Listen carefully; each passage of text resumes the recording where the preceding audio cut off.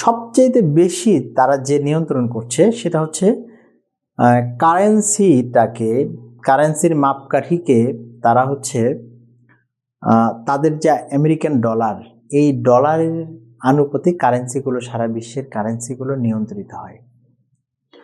তো ডলার যতদিন কারেন্সির মাপকাঠি থাকবে ততদিন কিন্তু আমেরিকার অর্থ ব্যবস্থাকে কেউ ফেলতে পারবে না।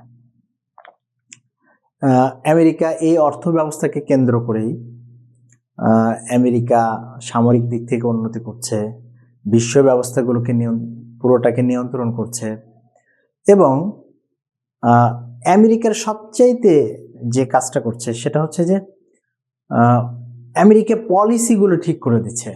আমেরিকা যখন কাউকে নিষেধাজ্ঞা দেয় তখন কিন্তু সে বলে আমার তেল সে কিনতে পারবে না, আমার অস্ত্র এর কাছ থেকে অন্য কেউ কিনতে পারবে না, এমনভাবে সিস্টেমগুলো করে দেয়।